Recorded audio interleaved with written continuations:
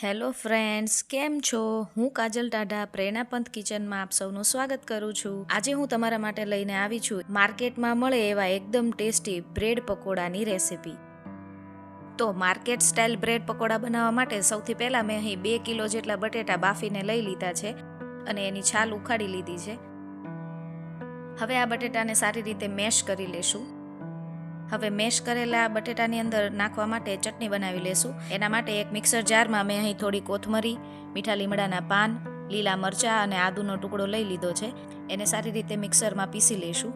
હવે એક નાના વાસણમાં 2 ચમચી જેટલું તેલ લઈશું. તેલ ગરમ થાય એટલે તેમાં હિંગ ઉમેરીશું.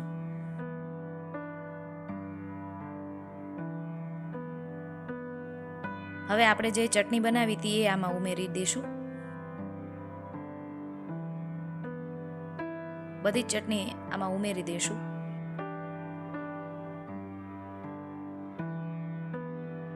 હવે ચટણીને સારી રીતે તેલમાં શેકાવા દેવાની છે. આ રીતે શેકાઈ જાય એટલે એમાં અડધી ચમચી જેટલી હળદર ઉમેરીને ચટણીને મિક્સ કરી લઈશું. ગેસની ફ્લેમ બંધ કરી દઈશું. તો તૈયાર છે આપણી મસાલાની ચટણી.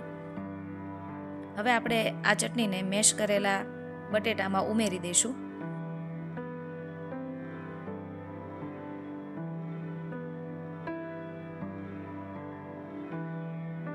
તમે જેટલું તીખું ખાતા હોય એટલી ચટણી આમાં ઉમેરતા જવાની છે અને બટેટાને સારી રીતે મિક્સ કરી લેવાના છે. જો તમને ઓછું તીખું લાગે તો વધારે ચટણી એડ કરી શકો છો. બધો મસાલો સારી રીતે મિક્સ થઈ જાય એટલે એમાં સ્વાદ પ્રમાણે મીઠું ઉમેરીશું. 2 લીંબુ ઉમેરીશું અને થોડા લીલા ધાણા ઉમેરી બધો મસાલો મિક્સ કરી દઈશું. તો આ સ્ટફિંગ માટેનો મસાલો રેડી થઈ ગયો છે. હવે એક પાટલી ઉપર આપણે બ્રેડ મૂકી અને બ્રેડને આ રીતે 2 ભાગમાં કટ કરી લઈશું. હવે બ્રેડ ઉપર થોડું પાણી આંગળીની મદદથી આ રીતે લગાડી દઈશું, જેથી આપણે જે મસાલો સ્ટફ કરીએ એ સારી રીતે અંદર ફિક્સ થઈ જાય. હવે બ્રેડની એક સાઈડ ઉપર આપણે આ બધો મસાલો આ રીતે પાથરી દઈશું અને ઉપર બીજી બ્રેડને કવર કરી દઈશું. એની કિનારીઓ વ્યવસ્થિત એકબીજા ઉપર કવર થઈ જાય એ રીતે આપણે બ્રેડ પકોડું બનાવી લઈશું. હવે બીજી બ્રેડ પણ તૈયાર કરી દઈશું.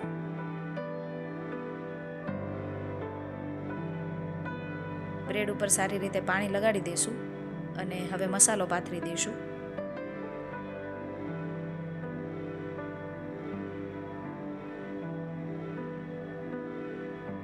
ઉપર બીજી બ્રેડનો ટુકડો મૂકી અને મસાલાને કવર કરી લઈશું. માર્કેટમાં આ શેપના બ્રેડ પકોડા રેગ્યુલર મળતા હોય છે, પણ તમે બીજો શેપ પણ બનાવી શકો છો. તમે બોલ જેવો શેપ પણ આપી શકો છો. બોલ જેવો શેપ આપવા માટે સૌથી પહેલાં એક બ્રેડ લઈ અને એની કિનારીઓ દૂર કરી દઈશું.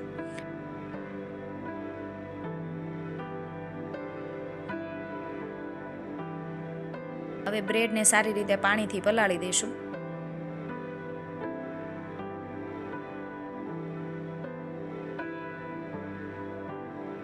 હવે એની અંદર બટેટાનો મસાલો મૂકી અને બ્રેડને આ રીતે આપણે રોલ કરી લઈશું.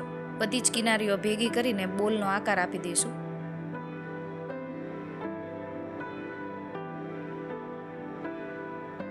જો બ્રેડ સરખી બંધ ન થાય તો પાણીવાળો હાથ કરી અને બોલ જેવો આકાર આપી દઈશું. તો આ રીતે આપણે બધા જ બ્રેડ પકોડા તૈયાર કરી લેવાના છે. હવે બ્રેડ પકોડા સાથે ખાવા માટે આપણે એકદમ ટેસ્ટી ચટણી બનાવીશું. એના માટે એક મિક્સર જારમાં થોડા પુદીનાના પાન લેશું. 8 થી 10 મરચાં લેશું. આ મરચાં મેં અહીં તીખા મરચાં લીધા છે. તમે જે રીતે તીખું ખાતા હોય એ હિસાબે લઈ શકો છો. 2 ઇંચ આદુને ટુકડા કરીને નાખીશું. થોડા શિંગદાણા ઉમેરીશું.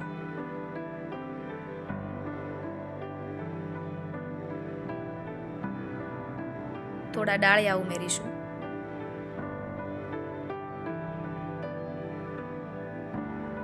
થોડા લીલા ધાણા ઉમેરીશું. અડધા લીંબુનો રસ ઉમેરીશું.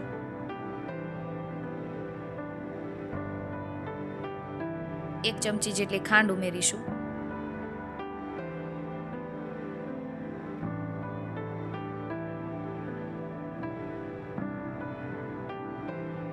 અડધી ચમચી જેટલું મીઠું ઉમેરીશું. તમે સ્વાદ પ્રમાણે બધી વસ્તુઓ આમાં ઉમેરી શકો છો.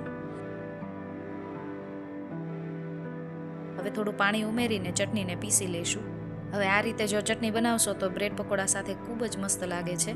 તો આપણી ચટણી તૈયાર થઈ ગઈ છે. આ ચટણી બ્રેડ પકોડા સાથે અને સેન્ડવિચ સાથે ખૂબ જ સારી લાગે છે. હવે બ્રેડ પકોડાને ડીપ કરવા માટે આપણે એક બેટર તૈયાર કરી લેશું. એના માટે એક મોટા વાસણમાં મેંદો ચાળીને લઈ લેશું. એમાં સ્વાદ પ્રમાણે મીઠું ઉમેરીશું. 1 ચમચી જેટલા અજમા આ રીતે 2 હાથ વડે મસળીને ઉમેરીશું.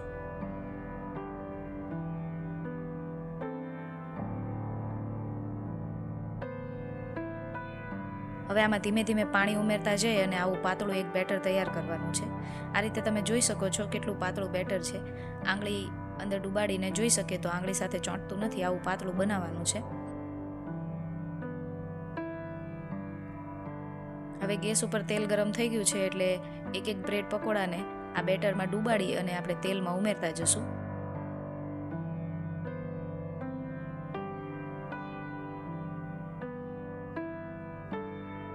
તેલ આમાં સારી રીતે ગરમ થઈ જાય પછી જ આમાં બ્રેડ પકોડા ઉમેરવા અને હાઈ ફ્લેમ ઉપર જ આને આપણે ફ્રાય કરવાના છે.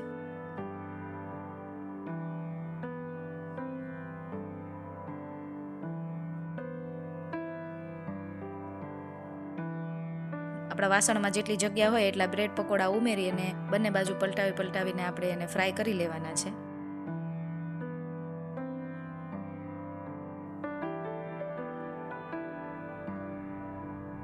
ચારથી 5 મિનિટ સુધી આપણે આને ડીપ ફ્રાય કરીશું.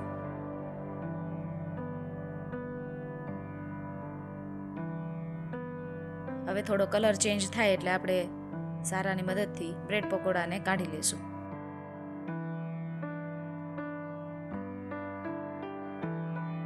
તો આ રીતે બધા જ બ્રેડ પકોડા આપણે ફ્રાય કરી લેવાના છે.